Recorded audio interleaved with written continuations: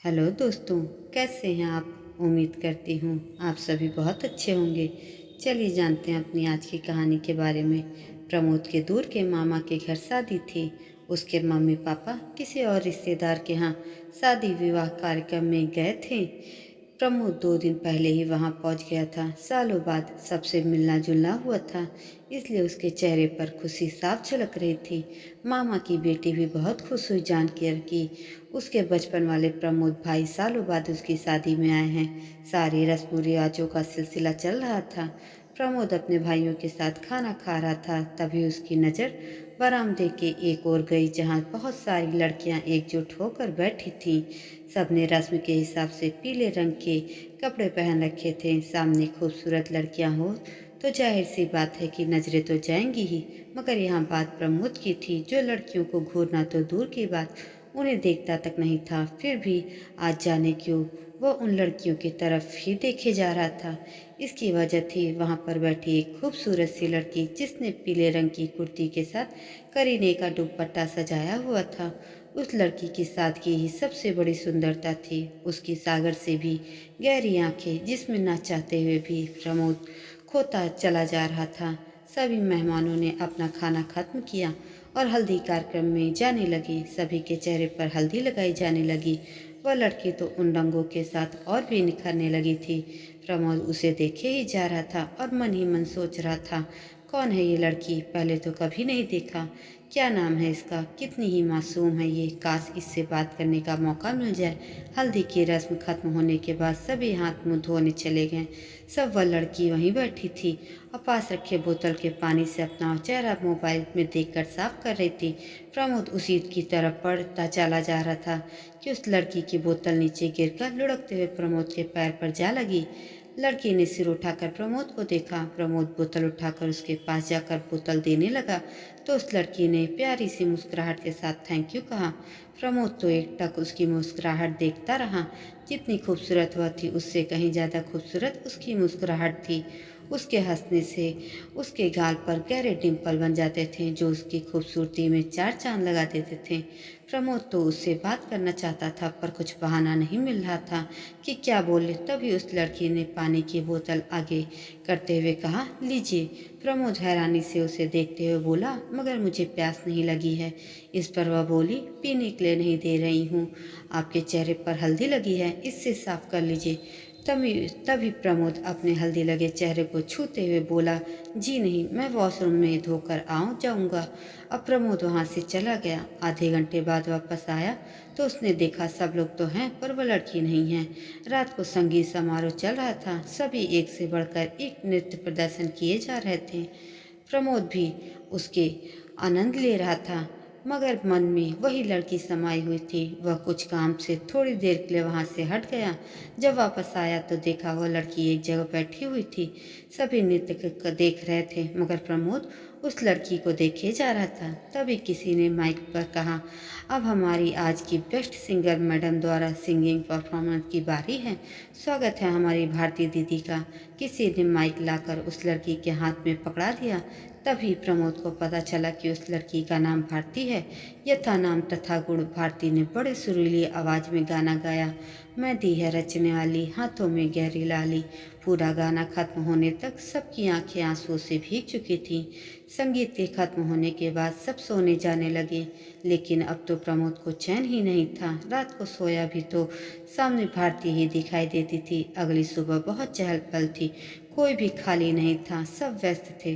प्रमोद एक कमरे में गया जहां एक चाची कुछ सामान खोज रही थी। वहीं भारती भी थी। चाची सामान लेकर चली गई, बाकी सब मंडप की तरफ थे। प्रमोद ने हिम्मत करके भारती से पूछा, आप कहाँ से हैं। तभी वहां फिर चाची आ गई और एक अन्य औरत भी, भारती उनके साथ चली गई। प्रमोद ने चाची से कहा, चाची ये भारती कौन है और इसको पूजा के कार्यक्रम से दूर क्यों रखा गया है। तभी चाची ने बताया कि भारती तुम्हारे मामा के बेटे की साली है और उसकी कुंडली में मांगलिक दोष है जिसके कारण उसको शुभ कार्य में शामिल नहीं किया जा रहा है। घर वालों ने लाख पूजा पाठ करवाया पर नतीजा कुछ नहीं निकला। यह बच्ची तो बिल्कुल टूट गई है, पर साथ ही बहुत हिम्मत वाली लड़की है बेटा। जैसा भी हो मुस्कुराकर जिंदगी जी रही है। बहुत व्यवहार कुशल है। भाग्य का दोष है कि मांगलिक निकल गई है। भारती के बारे में सुनकर प्रमोद को बेहद तकलीफ हुई। शाम को पार्टी के दौरान भी प्रमोद की नज़र भारती पर ही थी। आज भारती तो बहुत खूबसूरत लग रही थी। शादी होने के बाद अगले दिन सभी अपने घर वापस चले गए। प्रमोद भी वापस आ गया, पर उसका दिल भारती के पास ही रह गया था। किसी भी काम में उसका मन नहीं लग रहा था। प्रमोद समझदार था।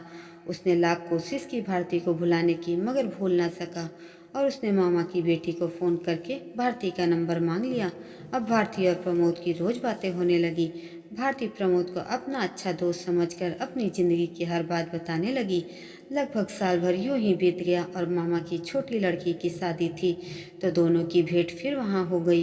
इस बार प्रमोद के मम्मी पापा भी साथ थे। इस बार मौका देखकर प्रमोद ने भारती को अपने दिल की बात कह दी और पूछा, मुझसे शादी करोगी? भारती तो हैरान रह गई। उसे एहसास भी नहीं था कि इतनी बड़ी बात प्रमोद बोलेगा। भारती अपना हाथ छुड़ाकर बोली, ये नामुमकिन है। मैं अपनी वजह से किसी का जीवन बर्बाद नहीं कर सकती हूँ। मुझसे जो भी शादी करेगा वह खुश नहीं रहेगा। मुझ में मांगलिक दोष है। आपको सिर्फ अपना मित्र समझा था और कुछ नहीं, कुछ भी नहीं। प्रमोद ने अपने माता पिता को शादी की बात बताई तो उन्होंने भी प्रमोद पर गुस्सा किया। तब प्रमोद अपने पापा को समझाते हुए बोला, जानता हूँ पापा, सब जानता हूँ, पर आप एक सवाल का जवाब दीजिए मुझ कि इन सब में भारती की क्या गलती है? उसे किस बात की सजा मिल रही है? बाहर से हंसती तो है पर अंदर से टूट चुकी है वो। और अगर मैं उसे कुछ खुशियाँ देना चाहता हूँ तो इसमें बुराई क्या है पापा? आपके और माँ की अनुमति के बिना यह संभव नहीं है। इसलिए आपसे निवेदन करता हूँ कि कृपया इस रिश्ते के लिए हाँ। प्रमोद ने इतना ही कहा था कि उससे पहले बीच में ही उसकी माँ बोल पड़ी, बस बहुत हो गया तमाशा। तुझे पूरी दुनिया में पसंद करने के लिए बस एक वही लड़की मिली थी। कान खोलकर सुन लो, वो लड़की हमारे घर की बहू कभी नहीं बनेगी, समझे तुम? फिर अपने गुस्से को काबू करके वे आगे बोली, देख प्रमोद, तू हमारा इकलौता बेटा है। हमारी भी कुछ तमन्नाएं हैं तेरी शादी को लेकर। तू क्यों नहीं समझता है मेरे बच्चे? उस लड़की के साथ तू कभी खुश नहीं रह सकता। ये सारी बातें दरवाजे के पास दूसरे कमरे में बैठी भारती सुन रही थी। प्रमोद जब भारती से मिला तो भारती बोली, आप अपने माता पिता की बात मान लीजिए। और प्रमोद गुस्से में, मुझे किसी की बात से कोई फर्क नहीं पड़ता है। मैं सिर्फ इतना जानता हूँ कि मुझे आपसे बहुत प्रेम है।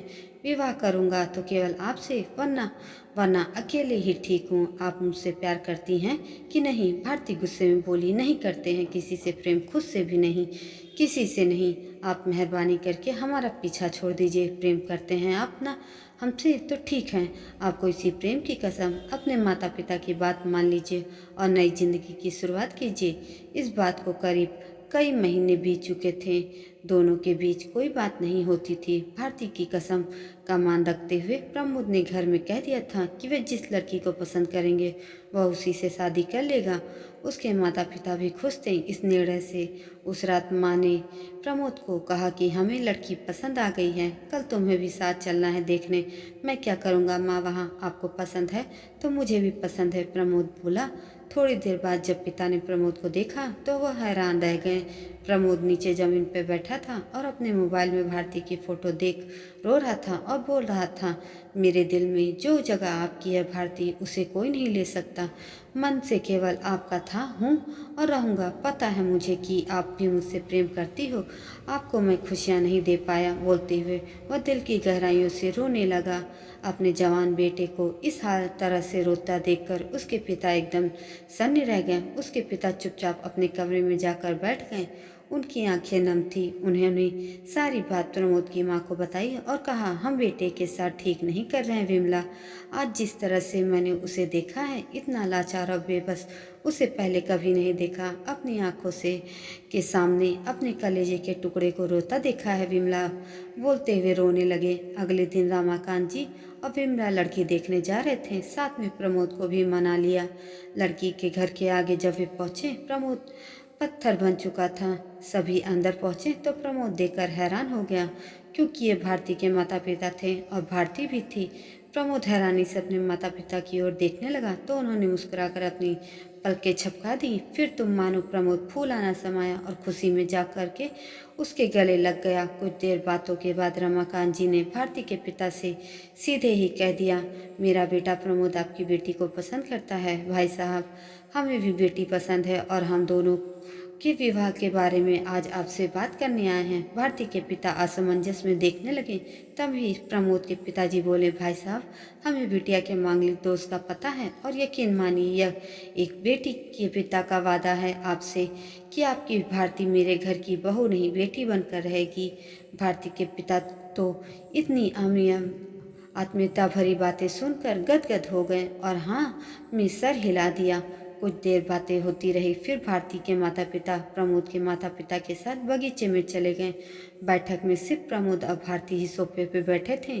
प्रमोद खड़ा हुआ और भारती के पास जाकर अपने दोनों हाथ पीछे करके झुककर उससे बोला, अब भी हमारी होने वाली धर्मपत्नी जी हमसे बात करेंगी या नहीं करेंगी? भारती ने नजरें नीची किए हुए ही जवाब दिया, उस दिन जब आपने हमें प्रेम प्रस्ताव दिया था तभी से, या सच कहूँ तो पता नहीं कब से मैं आपको चाहती थी, मगर कुंडली दोष के कारण कभी कह न सकी।